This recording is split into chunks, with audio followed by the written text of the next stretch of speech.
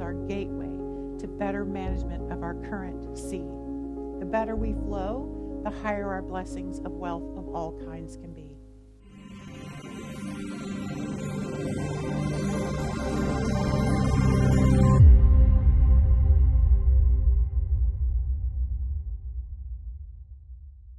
My talk title today is a little bit of a play on words. Okay, so let's see so she put it up there as the currency situation. So I took the word currency, which we've been talking about all summer. This has been the summer of energy flowing. And I broke it down into two words, the current sea situation. So however she put it up there, I think it's one way on Facebook or YouTube or whatever. It's being shown up in a lot of different ways. So either way you saw it, this is the play on words. Currency or current sea.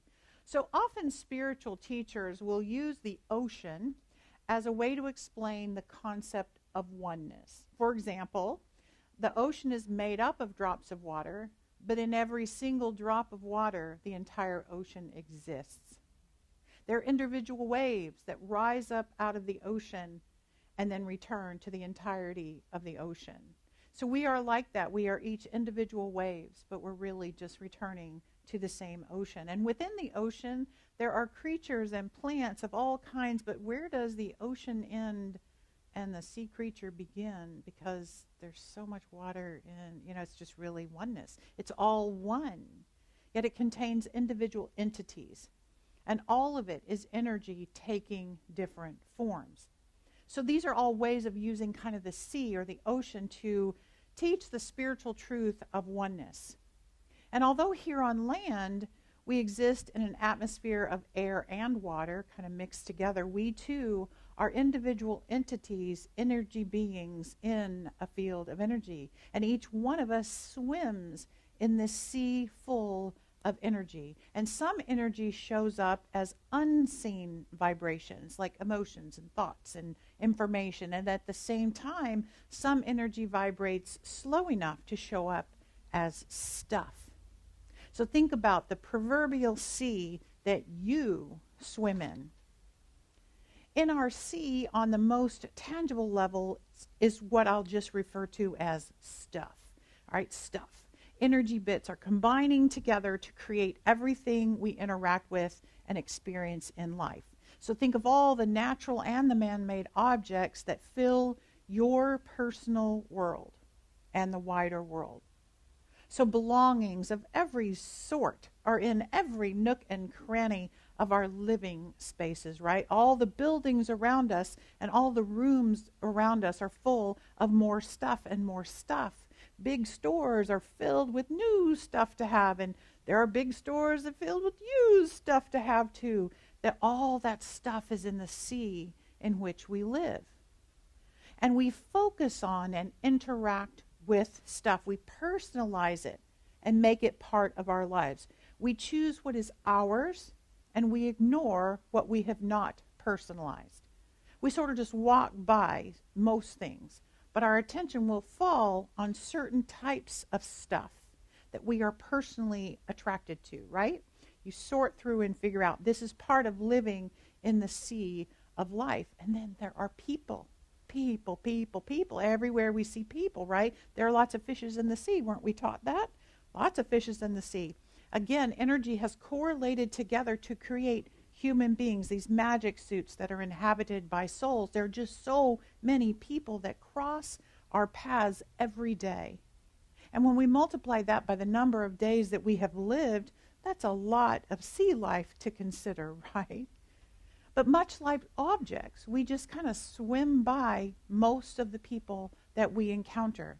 But then there are those that we have personalized with our interactions. We've kind of pulled them into our orbit, and they are part of our experiences by our choice. Some barely pause and then move on, and then some of them stay in our school, so to speak, for a long time, relate to them for years and years or even decades. And of course, there are animals. Brings us to animals. Again, most of us choose a few animals to attract into our personal lives, but animals are definitely considerations as we navigate this sea of life.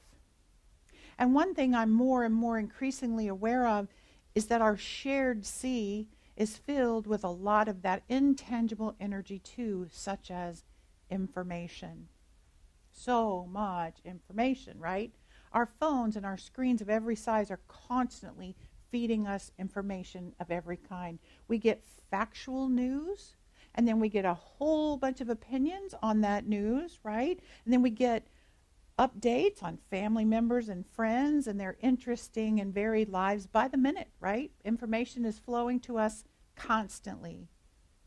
Then we choose some. We choose to watch documentaries and podcasts and all kinds of talking things that share information. These same screens, big and small, also deliver entertainment to us.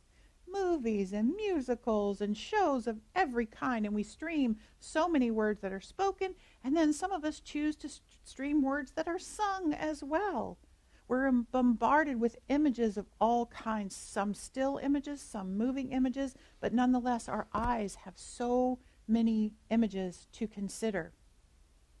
So we take all this intangible energy and we filter it through our lives with our reactions and our responses to it, thus sending out our own responsive energy vibration back out into the sea. We send out our thoughts and our emotions, and we make choices, and a vibration wave goes out, and then a vibration wave comes in eternally.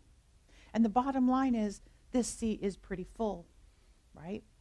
The question of the day is, how well are you handling your current sea situation right now, or your current sea, that play on words? Because as we open ourselves this summer, we're consciously opening ourselves to more blessings. It's a good idea to make sure that our current sea is flowing and circulating in a healthy way. So let's look back at those things that in our sea to consider the status of flow that's happening right now in our individual seas. So we started off our sea life list with stuff. So are you surrounded by the stuff that you currently appreciate, or is it the fact that too much of your physical space is taken up by stuff you have outgrown, or you haven't put back out into the flow of stuff in the sea? Last in class we called it, I wrote it down, olden sea instead of current sea, right? I make up words sometimes. But are we surrounded by olden sea, or are we surrounded by current sea? What is your stuff like? Does your stuff give you joy, or do you keep stuff kind of out of a sense of obligation, or maybe a worry that you're going to disrespect someone if you flow it onward, something that came to you from someone else? Consider this aspect of your current life and see if there's a more careful management of the denser vibrating objects in your sea might shift your experience in a positive direction. Because guess what? Releasing stuff creates a vacuum for the sea of life to fill back in. And hopefully we'll fill back in with things that give you more joy and more purpose in your life. Let it flow. And what about the people in your current sea? Are you living with the right people for this phase of your life? Are you socializing with enough people? And are those people making you feel your best? Because finding more ways to be in the presence of others who kind of share your values and your sense of humor, it's helpful if they share your sense of humor too, and your own current level of kindness and the right amount of wickedness. You need some of that too. But you got to find your peeps, no wickedness, Sue. And because when you find people that resonate with you, your sea of life just gets sweeter and better than you could ever imagine. Splashing with the right kind of people makes a difference in our lives. And then we get to information. What is your relationship with the information that's flowing around you? Are you tuning in to information that resonates with your highest self? Are you choosing the just right frequency of the vibration of the informational wave that you invite in? Are you paying attention to how the things that you consume through your screens are making you feel better or worse about yourself and the world? Is there a tune-up needed for you? Because if we look at and we absorb the healthiest information available, we know that we feel better about ourselves and about our experiences. But guess what? It takes discipline to be mindful of our information diet. Consider that aspect of your current life and see if a fresher flow would clear out the water in this part of your sea. And then we ended with beliefs and thoughts and words. And here at the center, we are constantly working on bettering the flow of our thoughts out, these intangible parts of our life experiences. The invitation is always to swap out old thoughts that are dying with new, vibrant thoughts of goodness and self-love. We always talk about rewriting our stories and affirming our best.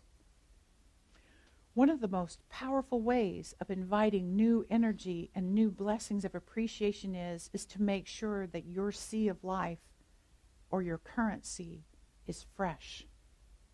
We block the flow of more by not managing our current flow right now. So find that discipline to appreciate what you currently have and then release what you no longer appreciate.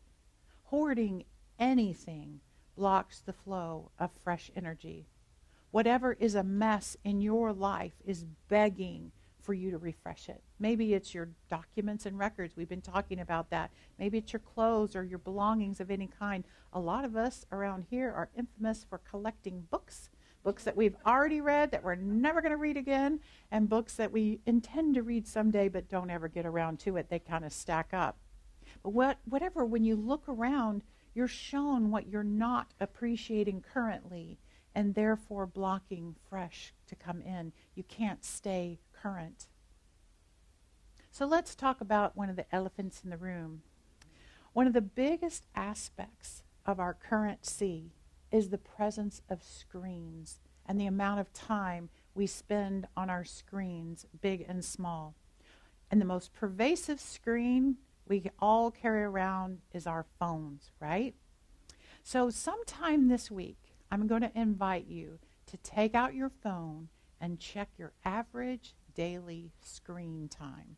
Sometime. Check it out. It's clearly labeled in your settings, and you can drill down on what type of screen time you're choosing to. And my phone also told me the time that I pick it up in the morning and how many more times I pick it up throughout the day. Wowzer, that was a lot of information. But knowing it helps me understand where I can work to decrease my screen time and increase my living in the current situation. So let's talk about what that investment is when we invest that kind of time into screens instead of living in real life with real people and animals and stuff and circumstances, problem solving or whatever. What impact is that screen time having on our 5 types of wealth? We've been talking about that book, The 5 Types of Wealth. So let's look at each one. Our author, Sahil Bloom, actually pointed them out if you've been reading the book. So in time wealth. So time grows and expands when we carefully decide how we spend our hours. But how many of us are consuming what I call time-based junk food, right? Like playing games or watching kitten videos or scrolling social media or other apps. You know, when we're doing all that, eating that kind of junk food with our time, we're not investing our time pursuing our dreams or growing our minds or fostering relationships or staying current in the sea as we use our time. That screen habit signals something to the universe, doesn't it? It signals that you're kind of pausing your expansion of time. How you maintain your use of time communicates to the universe what your deeply held values are. So what values are you communicating by your lack of mindfulness about how you spend your time? Are you communicating this desire to grow and do your work? Or are you communicating a desire to stop pursuing your purpose? Mixed messages gives mixed results. Think about that. What about our social wealth? We know that increased screen time has serious impact on our social wealth and our ability to foster meaningful relationships. Has anyone ever heard the word phubbing? I found that word this week. I didn't make it up. Phubbing combines the word phone and snubbing. Okay? So when we ignore people around us because we're on our phones, we are phubbing them. Phubbing reduces the amount of quality time in relationships because we're focused on our phones or our TVs, our computers. We're not connecting with the people around us. And studies have shown, we read this past week, that insecurity and anxiety are at an all-time high. And maybe you're experiencing that too. They show that 1 in 6 people think or report loneliness. And scientists have considered loneliness our current epidemic. So we know that increased screen time increases stress, anxiety, insecurity, and loneliness. Yet we struggle to value the people that are right around us more than our devices. So if you've ever been told you're emotionally unavailable, or perhaps you've lost a relationship because someone else wasn't, think about how much screens had to do with that. Screens damage our social wealth by indicating to the universe that you're not investing in community and love. What about mental wealth? So mental wealth is about expanding our knowledge and personal growth. So if we're going to use our time to grow our mental wealth, we've got to focus our time on personal growth and getting more knowledge. And I can understand if you argue that some screen hours are spent learning. I get that. Personal growth podcasts, seminars, or whatever, that's a step in the right direction. But interpersonal growth done with other people is way, way, way more impactful on the level of mental wealth because it contributes to our social wealth too. So things like classes and support groups and lectures of any kind, time in affinity groups, time with people who like the same things you do. These are so much more beneficial to our mental expansion than one-dimensional learning on a screen. And then we get to physical wealth. There are so many physical issues that are negatively impacted by our currency of dependency on devices. So obesity, neck and back pain, increased stress, high blood pressure, sleep deprivation, all of these types of physical complaints have been shown to be linked with amount of screen time. And I know that screens can kind of cut both ways here because we also have health trackers and exercise videos and healthy recipes and all those things, learning about vitality. Those are all benefits of using our screens, but don't get stuck on the screen version of investing in your physical wealth. Move it off the screen and into your living moments in your present sea. Cook for yourself, exercise, rest quietly, stretch. Do that in the company of other people, and you magnify the impact in the one mind. Get healthy with others and grow in vitality shared and magnified. Screens can't provide that. And the last type of wealth, financial wealth. Money is best spent on things that you appreciate genuinely in your spiritual core. Spending money on things that you know you need and improve your life, or gives you deep inner joy. Did you know that screens are some of the most major purchases we make? This constant investment in this level of living. And guess what? Then we buy houses to house the screens, and our cars are actually just screens that we're driving around, right? There's so many screens. So begin to build your financial wealth by investing your money on real life and not screens. So my invitation to you today is to begin to do some work, healing work, with the addiction that you may have to your screens, and live in your current life, in your currency, so you can manage it with consciousness and vibrant ways. You know, some of us will be able to set a timer on our devices and turn it off and move to real life. But some of us are so addicted to our screen, that timer goes off and we brush it aside and we just keep going, right? So let's use the wisdom of 12-step programs. Acknowledge the degree of your addiction to your screens. Make a commitment to a new way of living. Find accountability partners. You've got some of those. And join communities that are also freeing themselves from this kind of thing and connect with a higher power. The bottom line is we need people to play with in real life. We need people to actually play a game where we can laugh together. We need people to share similar music with, where we can dance together and tap our toes or maybe weep openly, right? We need people to share play dates with, where potential important interpersonal connections could possibly unfold, and we have encouraging folks around us to try connecting in different ways. We need people to chat about these topics that we're typing in chat rooms about or in comments. In real life, we need conversation and connection. basically we need kind of a community of people trying to free themselves of this same addiction, get support. Basically, we need our community right here, right? That's my point today. Community is our gateway to better management of our current C. The better we flow, the higher our blessings of wealth of all kinds can be. So to change things up a little bit today, I want to lead you in a meditation about this subject. I'm going to ask Moisa to play just some relaxing chords. He's really good at this. He's kind of a jazzy kind of guy.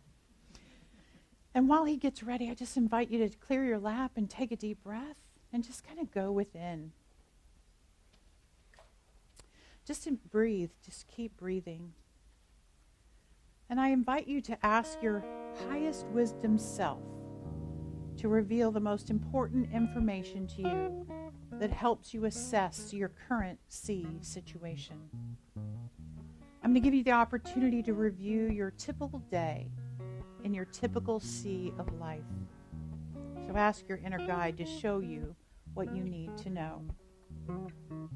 So think for a moment about how you start your day. Is there anything you could add or release from your morning routine to promote greater self-love or readiness for swimming in your C? What time do you start engaging with yourself, with your real life, and with your screens? How does your typical day, how does it spent? Are you investing enough time in your social connections, your relationships of all kinds? Are your relationship interactions happening in real life or virtually? Are you spending enough time learning and growing yourself?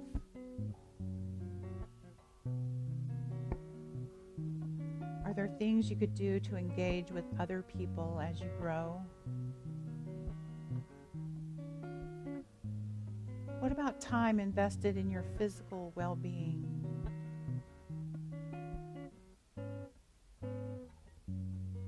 How many daytime hours do you spend in front of a screen, big or small? How about a weekend day or your free time?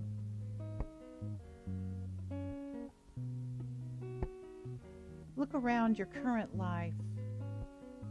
Are there things you can let flow back out into the energy flow?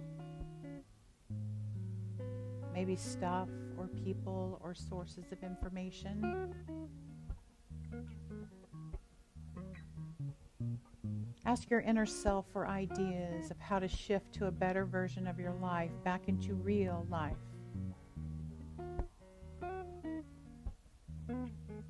What do you know right now that you could heal and release or invite into your C for greater healing and expansion?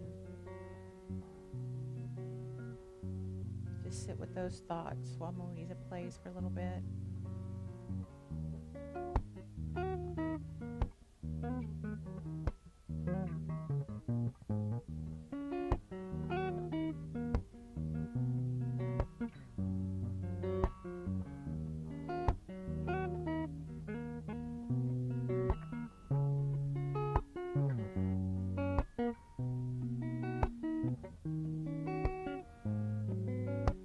Close this meditation with an affirmative prayer. So join me in knowing this. As I take a deep breath and realize that the sea that we swim in is God itself, taking all these different forms. And that as a spiritual being, I get to choose what I want to interact with, how I want to live my life. And I do that with a higher level of awareness.